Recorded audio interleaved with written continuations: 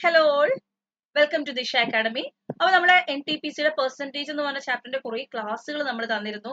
ക്ലാസ്സുകൾ കാണാത്ത ആരെങ്കിലും ഉണ്ടെങ്കിൽ ക്ലാസ്സുകൾ കാണുക. അപ്പോൾ നമ്മൾ ഇനി ചെയ്യാൻ പോകുന്നതെന്ന് വെച്ച് കഴിഞ്ഞാൽ പെർസെൻറ്റേജ് എന്ന് പറഞ്ഞ ചാപ്റ്ററിലെ പ്രീവിയസ് ഇയർ നമുക്ക് NTPCക്ക് ചോദിച്ച ക്വസ്റ്റ്യൻസിന്റെ ഡിസ്കഷൻ ആണ്. അപ്പൊ നമ്മൾ പൊതുവെ കണ്ടുവരുന്നത് വെച്ചാൽ NTPCയുടെ ക്വസ്റ്റ്യൻസ് വളരെ ഈസിയാണ്. ഒരു പ്രശ്നം ഉള്ളതെന്ന് വെച്ചാൽ ഒരു ലിമിറ്റഡ് ടൈമിനുള്ളിൽ നമ്മൾ ഇത്രയും ക്വസ്റ്റ്യൻസ് ചെയ്യുമ്പോൾ ആ ഒരു ടൈമിനുള്ളിൽ ചെയ്ത് തീർക്കാൻ പറ്റുക, ആ ഒരു പ്രശ്നം മാത്രമേ ഈ ക്വസ്റ്റ്യൻസിനകത്ത് കണ്ടിട്ടുള്ളൂ. ക്വസ്റ്റ്യൻസ് എല്ലാം ഈസിയാണ്, എല്ലാവർക്കും ചെയ്യാൻ പറ്റുന്ന, എല്ലാവർക്കും അറിയാവുന്ന ക്വസ്റ്റ്യൻസ് തന്നെയാണ്. അപ്പൊ നമ്മുടെ പെർസെന്റേജിന്റെ ക്ലാസ്സുകൾ കണ്ടവർക്ക് അറിയാം, ഈ previous year questions papers discuss ചെയ്യുമ്പോൾ അറിയാം, നമ്മളെല്ലാം ഒരു തവണയെങ്കിലും ഡിസ്കസ് ചെയ്ത ക്വസ്റ്റ്യൻസ് ആണ് പ്രീവിയസ് ഇയർ ചോദിച്ചിരിക്കുന്നത്. അപ്പൊ നിങ്ങൾ എന്താ ചെയ്യേണ്ടതെന്ന് വെച്ച് കഴിഞ്ഞാൽ നിങ്ങൾ ആദ്യം ടോപ്പിക് വൈസ് പഠിച്ചു കഴിഞ്ഞിട്ട് previous year question papers workout ചെയ്ത് കഴിഞ്ഞിട്ട് മോക്ക് ടെസ്റ്റുകൾ ഒരുപാട് അറ്റൻഡ് ചെയ്യുക. എന്നിട്ട് എന്താ ചെയ്യേണ്ടത് വെച്ചാൽ ടൈം ബാലൻസ് ചെയ്ത് പ്രാക്ടീസ് ചെയ്യുക കേട്ടോ. ഇത്ര ടൈമിനുള്ളിൽ ചെയ്യാനായിട്ട് പ്രാക്ടീസ് ചെയ്യുക. അതിന് ഒരു തവണയോ രണ്ട് തവണയോ ക്വസ്റ്റ്യൻസ് ചെയ്തുകൊണ്ട് നേടിയെടുക്കാൻ പറ്റുന്ന കാര്യമല്ല ഈ ടൈം അഡ്ജസ്റ്റ്മെന്റ് എന്ന് പറയുന്നത്. ഒരുപാട് തവണ ക്വസ്റ്റ്യൻസ് ചെയ്ത് നിങ്ങളായിട്ട് നേടിയെടുക്കേണ്ടതാണ്. ബൈ പ്രാക്ടീസ് നിങ്ങൾ നേടിയെടുക്കേണ്ടതാണ് ഈ ഒരു ടൈം ബാലൻസ് എന്ന് പറയുന്നത് കേട്ടോ. അപ്പം ഇത്ര ടൈമിനുള്ളിൽ, വിത്തിൻ ടൈമിനുള്ളിൽ നിങ്ങൾക്ക് ചെയ്യാൻ പറ്റണമെങ്കിൽ അത് നിങ്ങൾ പ്രാക്ടീസ് ചെയ്ത് തന്നെ അത് സെറ്റ് ആക്കണം. അപ്പൊ നമുക്ക് പ്രീവിയസ് ഇയർ ക്വസ്റ്റ്യൻസ് സ്റ്റാർട്ട് ചെയ്താലോ. നമ്മുടെ ഒന്നാമത്തെ ചോദ്യം ഇതാണ്: in the railway examination Rohan attempted 20% less questions than Mohan. If the marks scored by Mohan are 85, then what is the marks scored by Rohan? Considering the total number of questions be 100 and each question carry 1 mark. Options under: option A 65, option B 68, option C 66, option D 67. ഒന്ന് try ചെയ്ത് നോക്കേ, എന്തായിരിക്കും answer ആയിട്ട് വരുന്നതെന്ന് നോക്കേ. Question വളരെ simple ആണ്, കണ്ടല്ലോ. വളരെ സിമ്പിൾ ആയിട്ടുള്ള ഒരു ക്വസ്റ്റ്യൻ, നമ്മൾ ഒരുപാട് കണ്ടിട്ടുള്ള അല്ലെങ്കിൽ ചെയ്ത് പ്രാക്ടീസ് ചെയ്തിട്ടുള്ള ഒരു ക്വസ്റ്റ്യൻ തന്നെയാണ്. അപ്പൊ അത് പെട്ടെന്ന് ചെയ്യാനായിട്ട് ട്രൈ ചെയ്യാം. ഓക്കെ, ഇവിടെ രണ്ട് പേരാണുള്ളത്, മോഹനുമുണ്ട് രോഹനുമുണ്ട്. ഒരു എക്സാമിനേഷനകത്ത് റോഹൻ അറ്റംപ്റ്റ് ചെയ്തത് മോഹനേക്കാൾ അല്ലെ, മോഹനേക്കാൾ 20% ലെസ് നമ്പർ ഓഫ് ക്വസ്റ്റ്യൻസ് ആണ് അല്ലെ. ഒരു ക്വസ്റ്റ്യൻ ഒരു മാർക്ക് വെച്ചിട്ടാണെങ്കിൽ അപ്പൊ 20 മാർക്ക്, 100 മാർക്ക് മോഹൻ സ്കോർ ചെയ്തിട്ടുണ്ടെങ്കിൽ 20 മാർക്ക് കുറച്ച് 80 മാർക്ക് ആര് സ്കോർ ചെയ്തിട്ടുള്ളായിരിക്കും? രോഹൻ സ്കോർ ചെയ്തിട്ടുള്ളായിരിക്കും. കാരണം ഒരു ക്വസ്റ്റ്യൻ ഒരു മാർക്ക് ആകുമ്പോൾ 100 ക്വസ്റ്റ്യനിൽ 100 ക്വസ്റ്റ്യൻ അല്ലെങ്കിൽ 100 മാർക്ക് മോഹന് കിട്ടിയിട്ടുണ്ടെങ്കിൽ അതിനേക്കാൾ 20% കുറവെന്ന് പറയുമ്പോൾ 80 മാർക്കേ ആർക്കുള്ളൂ? രോഹനുള്ള. 100ന്റെ ഒറിജിനൽ ശരിക്കും 85 ആണ്. മോഹൻ ശരിക്കും സ്കോർ ചെയ്തത് 85 മാർക്കാണ് അല്ലെ. മോഹൻ ശരിക്കും സ്കോർ ചെയ്തത് 85 മാർക്കാണ്. അങ്ങനെയാണെങ്കിൽ രോഹൻ സ്കോർ ചെയ്ത മാർക്ക് എത്രയാണെന്നാണ് ചോദ്യം. ക്രോസ് മൾട്ടിപ്ലിക്കേഷൻ മെത്തേഡ് ആണ് ഇവിടെ അപ്ലൈ ചെയ്യേണ്ടത്. സോ ആ ക്വസ്റ്റ്യൻ മാർക്ക് കണ്ടുപിടിക്കാൻ വേണ്ടി നിങ്ങൾ എന്താ ചെയ്യേണ്ടത്? 80യും 85ഉം കൂടെ മൾട്ടിപ്ലൈ ചെയ്തിട്ട് 100 കൊണ്ട് ഡിവൈഡ് ചെയ്യാം. 80യും 85ഉം കൂടെ മൾട്ടിപ്ലൈ ചെയ്തിട്ട് 100 കൊണ്ട് ഡിവൈഡ് ചെയ്യാം. അപ്പൊ ഒരു 0 ഡിനോമിനേറ്ററിലും ഒരു 0 ന്യൂമറേറ്ററിലും ക്യാൻസൽ ആവും. ആ 10നകത്ത് 2 കട്ട് ചെയ്താൽ 5 കിട്ടും, 8നകത്ത് 2 കട്ട് ചെയ്യാൽ 4 കിട്ടും. ഇനി ഡിനോമിനേറ്ററിലുള്ള 5 ക്യാൻസൽ ചെയ്യാൻ വേണ്ടിയിട്ട് 5 കൊണ്ട് 85നെ കട്ട് ചെയ്യുവാണ്. അപ്പൊ നമുക്ക് എത്ര കിട്ടും? 17 കിട്ടും. ഇനി 17 into 4 അറിയാലോ, 68 ആണ് അല്ലെ. 17ന്റെ മൾട്ടിപ്ലിക്കേഷൻ ടേബിൾ പഠിച്ചു വെച്ചിരിക്കുന്നത് നല്ലതാണ്. കാരണം 17 എന്ന് പറയുന്നത് എന്താണ്? പ്രൈം നമ്പർ ആണ്. അപ്പൊ പ്രൈം നമ്പേഴ്സിന്റെ മൾട്ടിപ്ലിക്കേഷൻ ടേബിൾ ആവശ്യമുണ്ട്. ഈ 17 into 4 നിങ്ങൾ ഒരു 10 പ്രീവിയസ് ഇയർ ക്വസ്റ്റ്യൻ പേപ്പേഴ്സ് ചെയ്തിട്ടുണ്ടെങ്കിൽ 10 തൊട്ടും നിങ്ങൾ ഇത് കണ്ടിട്ടുണ്ടായിരിക്കും. അത്രമാത്രം ഞാനും PYQs കണ്ടിട്ടുണ്ട് ഈ ഒരു 17 into 4 ഒക്കെ. ഒന്നീ ബോട്ടാൻ സ്ട്രീംസിൽ അല്ലെങ്കിൽ ടൈം ആൻഡ് വർക്കിൽ ഒക്കെ കണ്ടിട്ടുണ്ട്. സോ അപ്പൊ മൾട്ടിപ്ലിക്കേഷൻ ഒക്കെ ഫാസ്റ്റ് ആയിട്ട് ചെയ്യാൻ അറിയെങ്കിൽ നമുക്ക് ക്വസ്റ്റ്യൻ പെട്ടെന്ന് ചെയ്യാൻ പറ്റും. So answer option B 68. ഇത് എല്ലാവർക്കും കിട്ടിയെന്ന് വിചാരിക്കുന്നു. നമുക്ക് രണ്ടാമത്തെ ചോദ്യത്തിലോട്ട് പോവാം. Question number 2. Mr. Raj spends 25% of his total monthly income on house rent, 60% of the remaining on household expenses, and 40% of the rest on traveling. If he saves 3,780 in a month, then what is the monthly income of Mr. Raj? Options: 21,000, 25,000, 21,500, 22,320. എന്ത് വരും answer? ഈ rest remaining എന്ന് പറയുന്ന ഒരു സംഭവം വരുമ്പോൾ നമ്മൾ നന്നായിട്ട് ആലോചിച്ച് ചെയ്യണം. 25% ഹൗസ് റെന്റിന് കൊടുത്തു, ബാക്കിയുള്ളതിൽ നിന്ന് അതിന്റെ 60% ഹൗസ് ഹോൾഡ് എക്സ്പെൻസസിൽ പോയത്. പിന്നെ ബാലൻസ് ഉണ്ടല്ലോ, അതിന്റെ 40% ട്രാവലിംഗിന് യൂസ് ചെയ്തത്. ബാക്കിയുള്ളതാണ് സേവ് ചെയ്തത് അല്ലെ. അപ്പൊ നമുക്ക് ഇൻകം കൺസിഡർ ചെയ്ത് ചെയ്യുന്നതായിരിക്കും ഈ ക്വസ്റ്റ്യൻസ് നല്ലത്. കാരണം ഇങ്ങനെ കണ്ടിന്യൂസ് ആയിട്ട് റിമൈനിങ് റെസ്റ്റ് അങ്ങനെ പോവല്ലേ, ഒരെണ്ണത്തിന്റെ ബാലൻസ്, അടുത്തതിന്റെ ബാലൻസ്, അടുത്തതിന്റെ ബാലൻസ്, അങ്ങനെ പോകുമ്പോൾ കുറച്ച് എളുപ്പത്തിൽ ചെയ്യാനായിട്ട് നമുക്ക് ഇൻകം 100x എന്ന് കൊടുക്കാം. ഇൻകം 100x എന്ന് കൊടുത്തു കഴിഞ്ഞാൽ നമുക്ക് കുറച്ചുകൂടെ ഈസി ആയിട്ട് പ്രോബ്ലം ചെയ്യാൻ പറ്റും. ഫൈനലി നമുക്ക് കണ്ടുപിടിക്കേണ്ട മന്ത്ലി ഇൻകം 100x തന്നെ കണ്ടുപിടിക്കേണ്ടത് കേട്ടോ. ഒന്ന് ശ്രദ്ധിച്ചേ. അപ്പൊ ടോട്ടൽ ഇൻകത്തിന്റെ 100xന്റെ 25% ചെലവായി പോയി. ബാക്കി എത്രയുണ്ട്? 75% ഉണ്ട് അല്ലെ. ബാലൻസ് എത്ര ഉണ്ട്? ബാലൻസ് ബാലൻസ് ബാലൻസ് അത് വെച്ചിട്ട് വേണം ചെയ്യാൻ. കാരണം അവസാനം ഒരു ബാലൻസ് ഉള്ളതാണ് തന്നേക്കുന്നത്. അപ്പൊ 100xന്റെ 75% ഇനി ഉള്ളത്. 25% ചെലവായി പോയി. 100xന്റെ 75% ഇനിയുണ്ട്.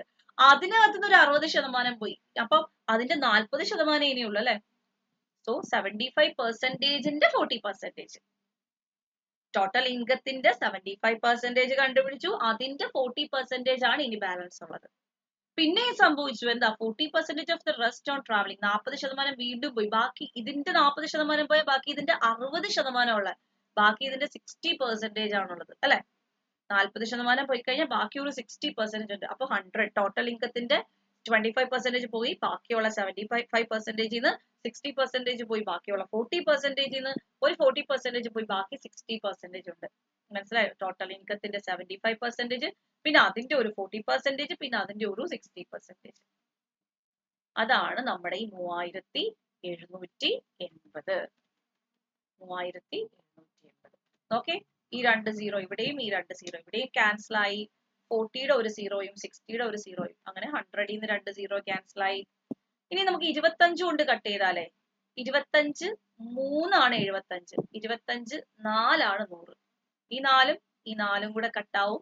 ഇനി ബാക്കി എന്തുണ്ട്? x is equal to 3780 by 3 into 6. 3 into 6നെ നമുക്ക് 3 into 3 into 2, 9 into 2 അങ്ങനെ എന്തെങ്കിലും എഴുതാം കേട്ടോ. അല്ലെങ്കിൽ 3 into 6 എന്ന് പോലും എഴുതാം. അങ്ങനെ വേണേലും എഴുതാം. 6 കൊണ്ട് കട്ട് ചെയ്യുമ്പോൾ 6 into 6 36, ബാലൻസ് 1 ഉണ്ട് 18. So 3 into 6 18, then 630. ഇനി 3 കൊണ്ട് കട്ട് ചെയ്യുമ്പോൾ 210. അപ്പൊ x എത്ര കിട്ടി? 210 എന്ന് കിട്ടി. നമുക്ക് ചോദിച്ചേക്കുന്നത് ഇൻകം അല്ലേ. 100 into x, 100 into 210, that is 210 ഇട്ടിട്ട് 2 0, 21,000. So answer 21,000. ക്ലിയർ ആണോ? ഈ ക്വസ്റ്റ്യൻ ഓക്കെ ആണോ? ഡൗട്ട്സ് ഒന്നും ഇല്ലല്ലോ?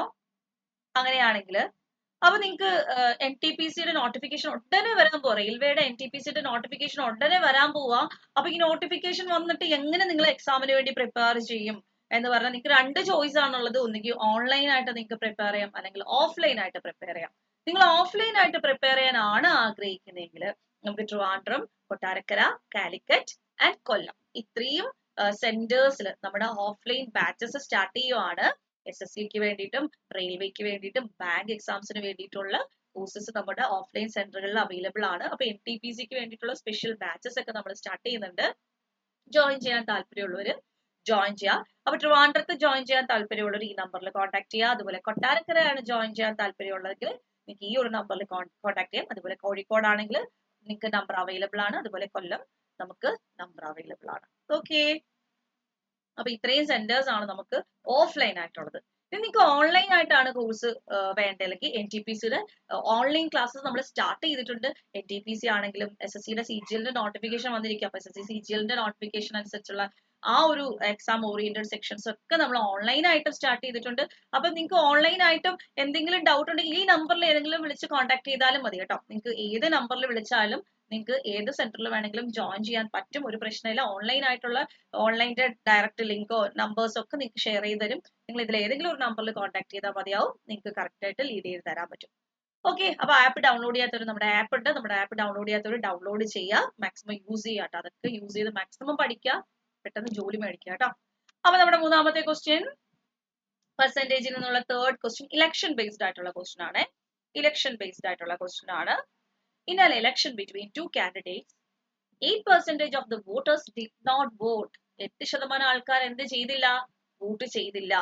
If winners got 54% of the total voters ആണ് and won by 350 votes, then what is the total number of votes polled എന്നാണ് question.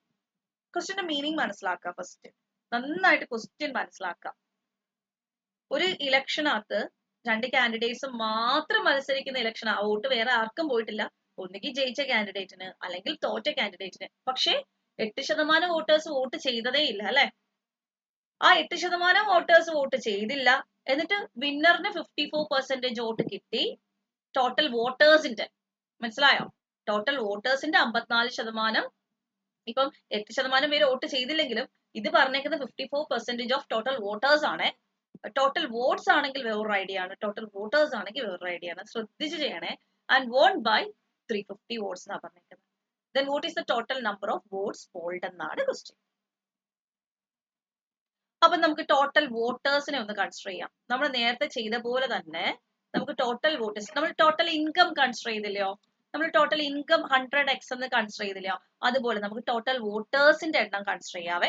Total വോട്ടേഴ്സിന്റെ എണ്ണം 100x ആണെന്ന് ഇരിക്കട്ടെ, 100x ആണെന്ന് ഇരിക്കട്ടെ. ഇത്രയും പേര് വോട്ട് ചെയ്യാനുണ്ടായിരുന്നു. ഇത്രയും പേര് വോട്ട് ചെയ്യാനുണ്ടായിരുന്നു. പക്ഷെ എന്ത് സംഭവിച്ചു? ഈ 100xന്റെ അതായത് ടോട്ടൽ വോട്ടേഴ്സിന്റെ 54%, 100xന്റെ 54% എന്ന് പറഞ്ഞാൽ സിമ്പിൾ ആയിട്ട് നമുക്ക് 54x എന്നങ്ങ് എഴുതാം അല്ലെ. 100xന്റെ 54% എന്ന് പറയുമ്പോൾ 54x ആണ്. അപ്പൊ 54x വോട്ട് ആർക്ക് കിട്ടി? 54x വോട്ട് ആർക്ക് കിട്ടി? വിന്നറിന് കിട്ടി. വിന്നറിന് 54x വോട്ട് കിട്ടി. ബാക്കിയുള്ള വോട്ട് എത്ര ഉണ്ട്? ഈ 100xല് ശരിക്കും 8% പേര് വോട്ട് ചെയ്തില്ല. ബാക്കി 92 വോട്ടുകളെ വന്നിട്ടുള്ളൂ. 100 പേര് വോട്ട് ചെയ്യാനുള്ളതിൽ 8 പേര് വോട്ട് ചെയ്തിട്ടില്ല. ബാക്കി 92 വോട്ടുകളെ വന്നിട്ടുള്ളൂ അല്ലെ. വിന്നറിന് എന്തായാലും ടോട്ടൽ വോട്ടേഴ്സിന്റെ 54% കിട്ടി. 54x വോട്ട് വിന്നറിന് കിട്ടിയതാ. ബാക്കി 92xൽ നിന്ന് 54x പോയാൽ അതാണ് തോറ്റ ആൾക്ക് കിട്ടിയത് അല്ലെ.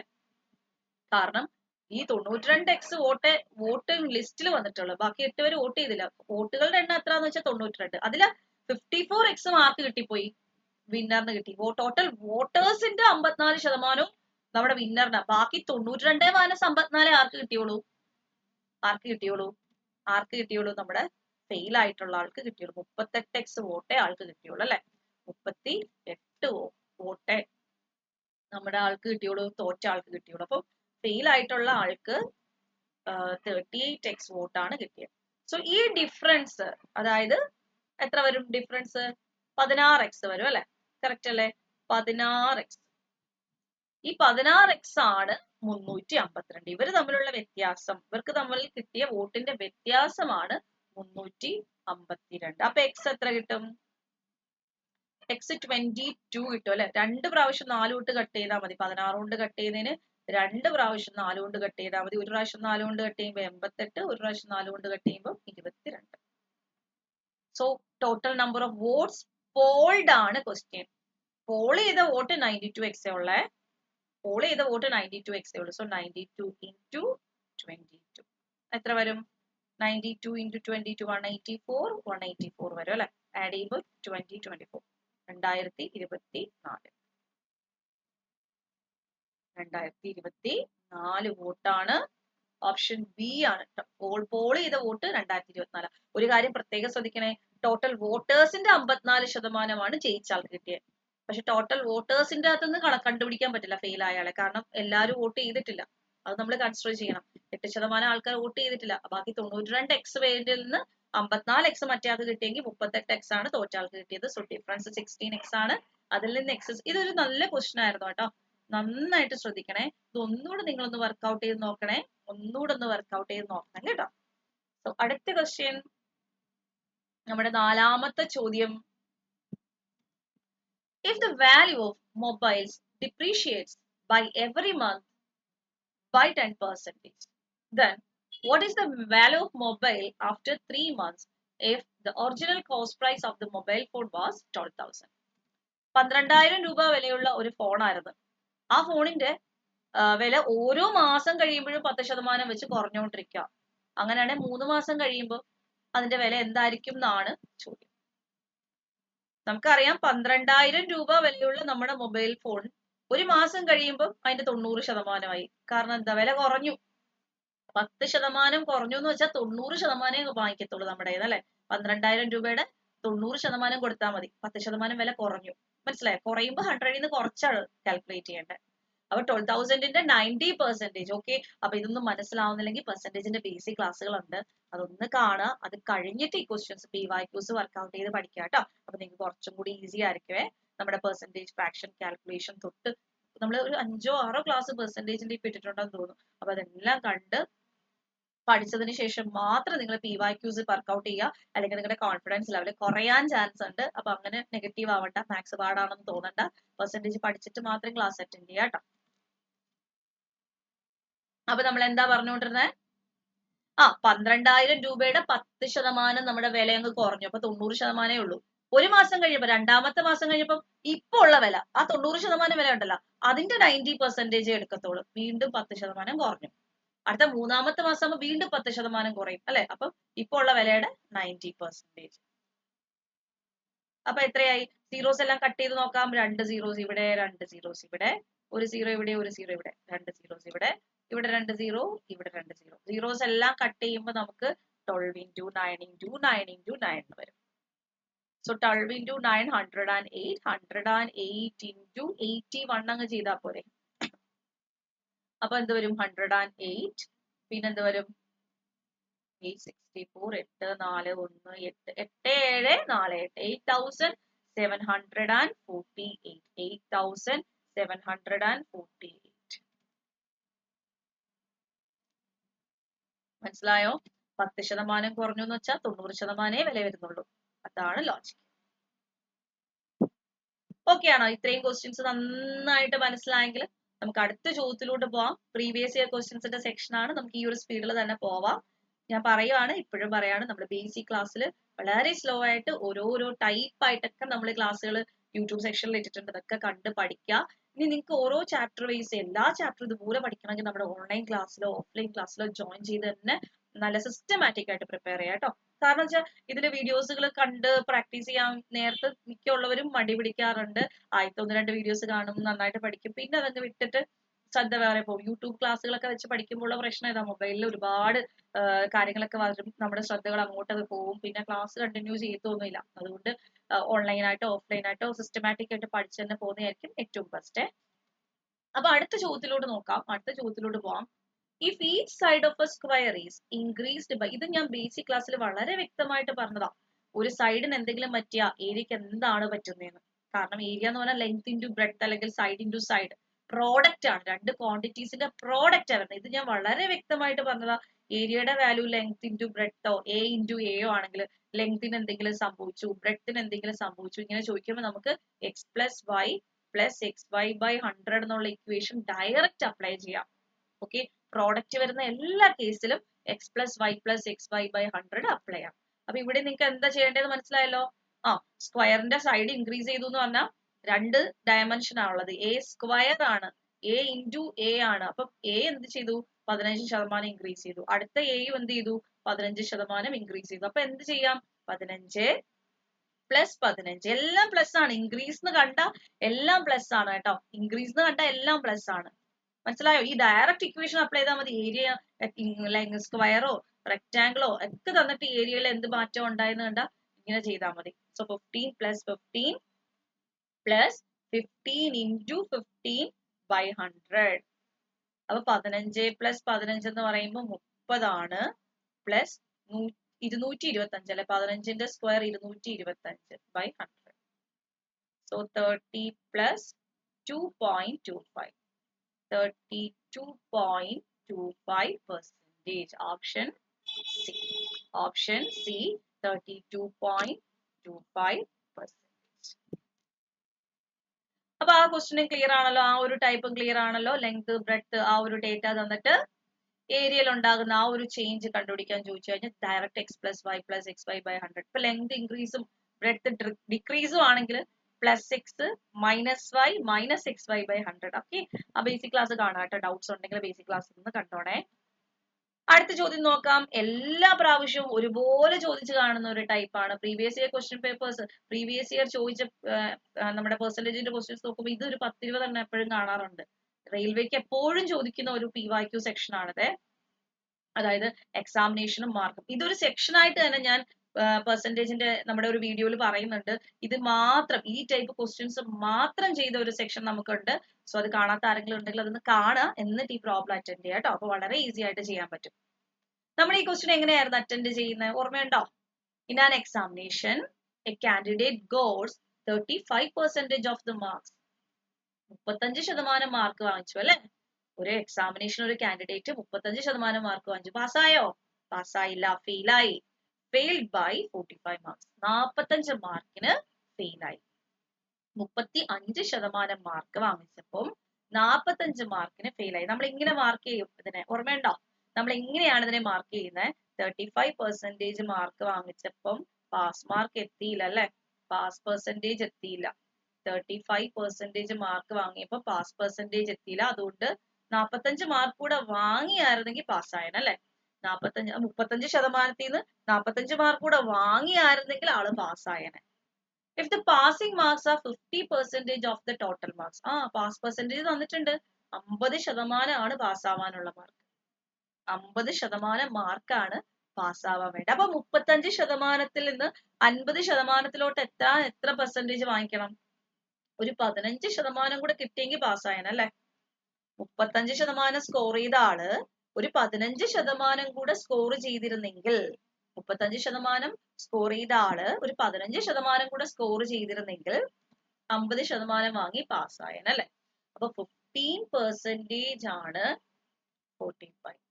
15% ആണ് 45. What will be the maximum mark? 100% എത്രയാണെന്നാണ് ചോദ്യം. 100% എത്രയാണെന്നാണ് ചോദ്യം. ക്വസ്റ്റ്യൻ മനസ്സിലായോ? പെർസെന്റേജ് 15% കൂടെ കിട്ടിയെങ്കിൽ പാസ്സായനെ. മാർക്കിൽ 45 മാർക്ക് കൂടെ കിട്ടിയെങ്കിൽ പാസ്സായനെ. സോ 15% ആണ് 45 മാർക്ക്. സോ 100%, 15 into 3 അല്ലേ 45. അപ്പൊ 100 into 3 ചെയ്താൽ മതി, 300. Option C 300. ഓക്കെ ആണല്ലോ? ഓപ്ഷൻ സി 300 ആണ് കറക്റ്റ് ആൻസർ. അപ്പൊ അത് ഓക്കെ ആണെങ്കിൽ നമുക്ക് അടുത്ത ചോദ്യം നോക്കാവേ. അടുത്ത ഒരു ചോദ്യം നോക്കാം. മാർക്സ്, പെർസെന്റേജ്, ഈ ടൈപ്പ് ഉറപ്പായിട്ടും പഠിച്ചിട്ട് പോവാ. ഒരു ക്വസ്റ്റ്യൻ ഉറപ്പിക്കാവുന്ന ഒരു ഏരിയ ആണ് കേട്ടോ. അതുപോലെ തന്നെ റിമൈനിങ് ഒരു ഇൻകത്തിന്റെ ഇത്ര പെർസെന്റേജ് അതിനുപയോഗിച്ചു, ഇത്ര പെർസെന്റേജ് ഇതിന് ഉപയോഗിച്ചു, ആ ടൈപ്പും ഒരുപാട് ഒരു പെർസെന്റേജ് ഒരു 75%, 70% to 75% ചോദിക്കാൻ ചാൻസ് ഉള്ളത് ആ ചോദ്യമാണ് കേട്ടോ. അപ്പൊ അതും കൂടെ നന്നായിട്ട് നോക്കുക. അടുത്ത ക്വസ്റ്റ്യൻ നമ്മുടെ ക്വസ്റ്റ്യൻ നമ്പർ 7 നോക്കാം. നമുക്ക് 10 ക്വസ്റ്റ്യൻസ് ആണുള്ളത്. 7ാമത്തെ ചോദ്യത്തിലോട്ട് എത്തിയിട്ടുണ്ട് നമ്മള്. ഒന്ന് ട്രൈ ചെയ്തേ.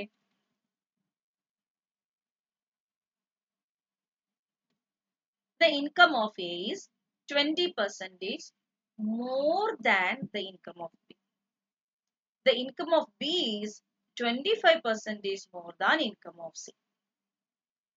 By how much percentage the income of C is less than that of income of A? എയും ബിയും തമ്മിലുള്ള കണക്ഷൻ പറയുന്നുണ്ട്, ബിയും സിയും തമ്മിലുള്ള കണക്ഷൻ പറയുന്നുണ്ട്. ചോദിച്ചേക്കുന്ന എയും സിയും തമ്മിലുള്ള കണക്ഷൻ അല്ലെ? എയും സിയും തമ്മിലുള്ള കണക്ഷൻ ആണ് ചോദിച്ചേക്കുന്നത്. അതായത് എയും ബിയും തമ്മിലുള്ള റേഷ്യോ നമുക്ക് എഴുതാൻ പറ്റും, ബിയും സിയും തമ്മിലുള്ള റേഷ്യോ എഴുതാൻ പറ്റും. അതുപോലെ എയും സിയും തമ്മിലുള്ള ബന്ധം എഴുതണം. എങ്ങനെ ചെയ്യാൻ പറ്റും നോക്കേ. A is 20%. 20% എന്ന് പറഞ്ഞാൽ എന്താണ്? 20% 5-ൽ 1. ഇനി 20% എന്ന് വായിക്കേണ്ട 5-ൽ 1 എന്ന് വായിക്കേ. The income of A is 5-ൽ 1 കൂടുതലാണ് ബിയേക്കാളും. എയുടെ ഇൻകം ബിയുടെ ഇൻകത്തിനേക്കാൾ 5-ൽ 1 കൂടുതലാണ്. അപ്പൊ ബിയുടെ ഇൻകം 5 ആണ്, 1 കൂടുതലാണ്, 6 ആണ് എയുടെ ഇൻകം. ക്ലിയർ ആണോ? അത് ക്ലിയർ ആണോ?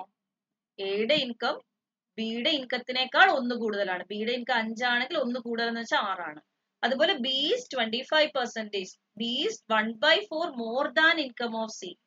25% എന്നത് 4-ൽ 1. അതായത് സിയുടെ ഇൻകത്തിനേക്കാൾ സിയുടെ ഇൻകം 4 ആണെങ്കിൽ അതിനേക്കാൾ 1 കൂടുതലാണ് 5 ആണ് ബിയുടെ ഇൻകം.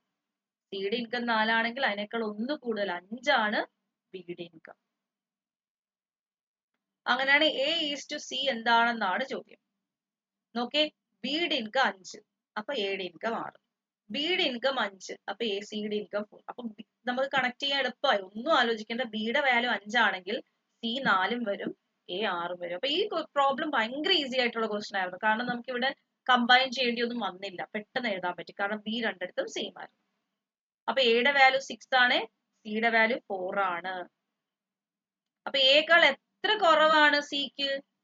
എക്കാൾ 2 കുറവാണ്. എയുടെ വാല്യൂ 6 ആണെങ്കിൽ സിയുടെ വാല്യൂ എങ്ങനെ എഴുതാൻ പറ്റും? എക്കാൾ 2 കുറവാണ്, 2/6. 6ൽ 2 കുറവ്. എക്കാൾ income of A compare to A ആണ്. നമുക്ക് എയെ വെച്ചിട്ട് എത്ര കുറവാണെന്നാ? 6ൽ 2 കുറവാണ്. 6ൽ 2 എന്ന് പറഞ്ഞാൽ 1/3. 6ൽ 2 എന്ന് പറഞ്ഞാൽ 1/3. സോ 1/3 എന്ന് പറഞ്ഞാൽ എത്ര പെർസെന്റേജാ? 33, 1/3%. അതൊക്കെ നമ്മൾ കാണാതെ പഠിച്ചു വെച്ചിട്ടുണ്ട് അല്ലെ. 1/3 എന്ന് കണ്ട ഉടനെ അതിന്റെ പെർസെന്റേജ് എഴുതാൻ നമുക്കറിയാം. 1/3 എന്ന് പറഞ്ഞാൽ 33, 1/3%. 33, 1/3%. ക്ലിയർ ആണോ? ക്ലിയർ ആണോ? ഒന്നുകൂടെ പറയണോ? എന്തെങ്കിലും ഡൗട്ട്സ് ഉണ്ടെങ്കിൽ ചോദിക്കാട്ടോ, കമന്റ് ബോക്സിൽ ഇടാ. Next question. If 15% of x plus y is equal to 25% of x minus y, then what is the ratio of x is to y? 15% of x plus y is equal to 25% of x minus y. ഒന്ന് എഴുതി നോക്കാം. 15% of x plus y is equal to 25% of x minus y. ഈ പെർസെന്റേജും ഓഫും ഈ പെർസെന്റേജും ഓഫും cancel ചെയ്യാം. എന്നിട്ട് 15x plus 15y എന്ന് എഴുതാം. 15നെ അകത്തോട്ട് മൾട്ടിപ്ലൈ ചെയ്തു. ഇവിടെ 25നെ അകത്തോട്ട് മൾട്ടിപ്ലൈ ചെയ്ത് 25x മൈനസ് 25y എന്ന് എഴുതാം. ഇനി എല്ലാം x ഒരു സൈഡിൽ കൊണ്ടുവരാ, എല്ലാ y ഒരു സൈഡിൽ കൊണ്ടുവരാ. അപ്പൊ നമുക്ക് പെട്ടെന്ന് സോൾവ് ചെയ്യാൻ പറ്റും. ഓക്കെ, അപ്പം x എല്ലാം ഒരു സൈഡിൽ കൊണ്ടുവരുന്നു, y എല്ലാം ഒരു സൈഡിൽ കൊണ്ടുവരുന്നു. 15y ഇവിടെ കിടപ്പുണ്ട്. ഈ മൈനസ് 25y ഇപ്പുറം വരുമ്പോ plus 25y is equal to 25x ഇവിടെ കിടപ്പുണ്ടായിരുന്നു. ഈ 15xനെ ഇപ്പുറത്ത് കൊണ്ടുവരുമ്പോ minus 15x. So 40y is equal to എന്ത് വരും? 40y is equal to 10x എന്ന് വരും. 40y is equal to 10x എന്ന് വരും. നമുക്ക് x by y ആ കണ്ടുപിടിക്കേണ്ടത്. So x by y is equal to y into 40 ആണ്, x into 10 ആണ്. ക്രോസ് ചെയ്ത് നോക്കണം കറക്റ്റ് ആണോ. 40y is equal to 10x. 0 0 cancel ചെയ്ത 4/1. That is 4:1. Option C 4:1.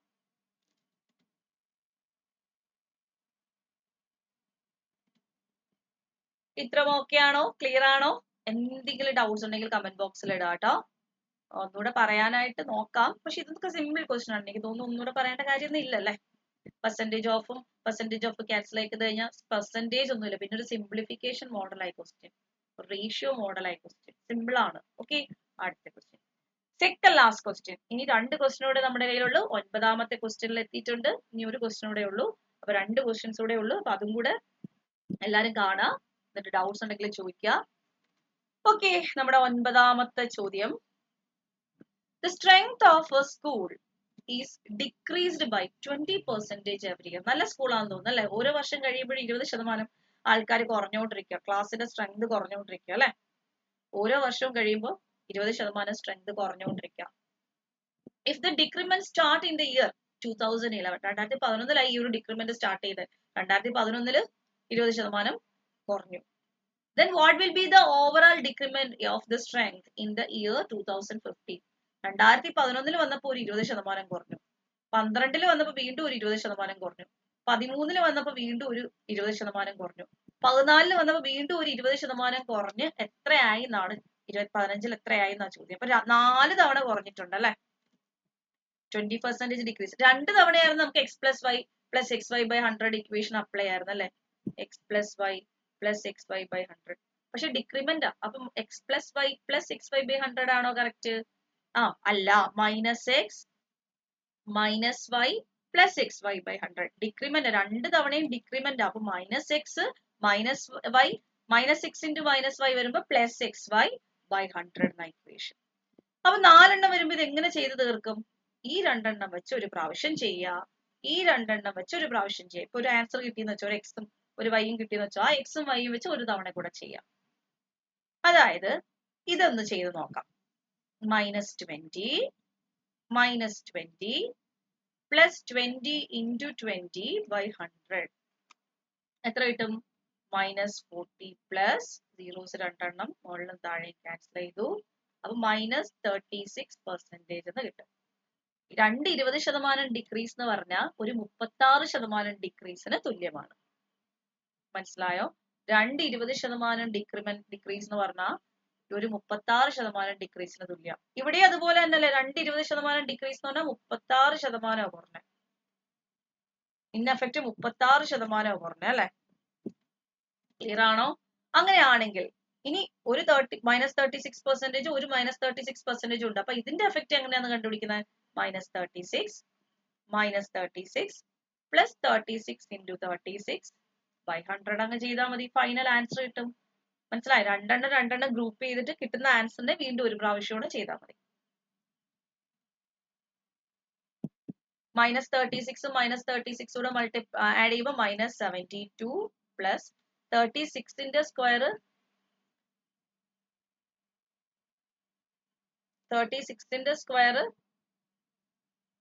1296. എങ്ങനെയാ എളുപ്പം ചെയ്യുന്നതെന്ന് അറിയാലോ? 3യുടെ സ്ക്വയർ 9 ആണ്, 6ന്റെ സ്ക്വയർ 36 ആണ്, പിന്നെ 3 ഇൻറ്റു 6 ഇൻറ്റു 2 ചെയ്യണം അല്ലെ? 36.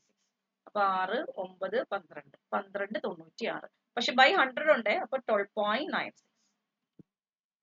അപ്പൊ ഇനി 72 മൈനസ് 72 പ്ലസ് 12.96 എന്ന് പറയുമ്പോൾ മൈനസ് 59.04% നൽകും. So answer option B 59.04%. 59.04%. അതായത് എത്ര ഡിക്രിമെന്റ് തന്നാലും നമുക്ക് രണ്ടെണ്ണം പെയർ ചെയ്തിട്ട് ഫൈനൽ ആൻസർ കണ്ടുപിടിച്ചാൽ മതിയാവും. ഓക്കെ, ഇനി വീണ്ടും നമുക്ക് ലാസ്റ്റ് ക്വസ്റ്റ്യൻ. ഏറ്റവും ഇമ്പോർട്ടന്റ് ആയിട്ടുള്ള ഒരു സെറ്റ് ആണ്. കാര്യം എന്ന് വെച്ചാൽ എപ്പോഴും ഇൻകംന്ന് അത് കുറച്ചു ഇത് കുറച്ചു അങ്ങനെയുള്ള ടൈപ്പ് എപ്പോഴും ചോദിക്കുന്നുണ്ട്. സോ വളരെ ഇമ്പോർട്ടന്റ് ആയിട്ടുള്ള സെക്ഷൻ ആണ്, ക്വസ്റ്റ്യൻ ആണ്. Ram spends 70% of his income and rest he saves. If the income of Ram is, ഇത് വേറെ മോഡൽ ആണ്. If the income of Ram is increased by 20% and the expenditure increased by 10%, income increase ആയി, expenditure increase ആയി. അങ്ങനെയാണെങ്കിൽ സേവിങ്സിൽ ഉണ്ടാകുന്ന change എന്താണെന്നാണ്. എത്ര percentage change ആണ് സേവിങ്സിനകത്ത് ഉണ്ടാകുന്നതെന്നാണ് ചോദ്യം. എത്ര പെർസെന്റേജ് ഇൻക്രീസ് ആവും സേവിങ്സ്? കാരണം ഇൻകവും ഇൻക്രീസ് ആയി, എക്സ്പെൻഡിച്ചറും ഇൻക്രീസ് ആയി. അങ്ങനെയാണ് സേവിങ്സിൽ ഉണ്ടാകുന്ന ചേഞ്ച് എന്താണെന്നാണ് നമ്മുടെ ചോദ്യം. എങ്ങനെ ചെയ്യാൻ പറ്റും? പ്രത്യേകം ഒരു ഇക്വേഷൻ മോഡലിൽ നമുക്കിതങ്ങ് പഠിച്ചു വെച്ചേക്കാം. Percentage increase in savings. സേവിങ്സിൽ ഉണ്ടാകുന്ന പെർസെന്റേജ് ഇൻക്രീസ് എന്ന് പറയുന്നത് ഒരു ഇൻകം മൈനസ് എക്സ്പെൻഡിച്ചർ അല്ലേ? നമ്മുടെ ഇൻകം മൈനസ് എക്സ്പെൻഡിച്ചർ അല്ലേ സേവിങ്സ്? അതുകൊണ്ട് ആ ഒരു മോഡലിൽ ആലോചിക്കണം. ഒരു ഇൻകം മൈനസ് എക്സ്പെൻഡിച്ചർ ആയിരിക്കും, പക്ഷെ ഒരു മൾട്ടിപ്ലിക്കേഷൻ ഫാക്ടർ രണ്ടിടത്തും കാണും. എന്താണ് ആ മൾട്ടിപ്ലിക്കേഷൻ ഫാക്ടർ എന്ന് വെച്ചാൽ എക്സ്പെൻഡിച്ചർ ബൈ സേവിങ്സ് പ്ലസ് 1 ആണ് ഇവിടെ വരുന്നത്. ഇവിടെ എക്സ്പെൻഡിച്ചർ ബൈ സേവിങ്സ്. ഓക്കെ, ഇത്രയും ക്ലിയർ ആണോ? ഇതാണ് നമുക്ക് വേണ്ട ഇക്വേഷൻ. ഇനി ഇതിനകത്ത് എങ്ങനെ സബ്സ്റ്റിറ്റ്യൂട്ട് ചെയ്യുന്നതെന്ന് നോക്കാം. ഇവിടെ ഇൻകം എത്ര പെർസെന്റേജ് ഇൻക്രീസ് ആയി അല്ലെങ്കിൽ ഇൻകം എത്ര പെർസെന്റേജ് ഡിക്രീസ് ആയി, ഇവിടെ എക്സ്പെൻഡിച്ചർ എത്ര പെർസെന്റേജ് ചേഞ്ച് ആയി. അപ്പൊ സേവിങ്സിലുള്ള ചേഞ്ച് കണ്ടുപിടിക്കാൻ നോക്കിയേ. Ram spend 70% of his income.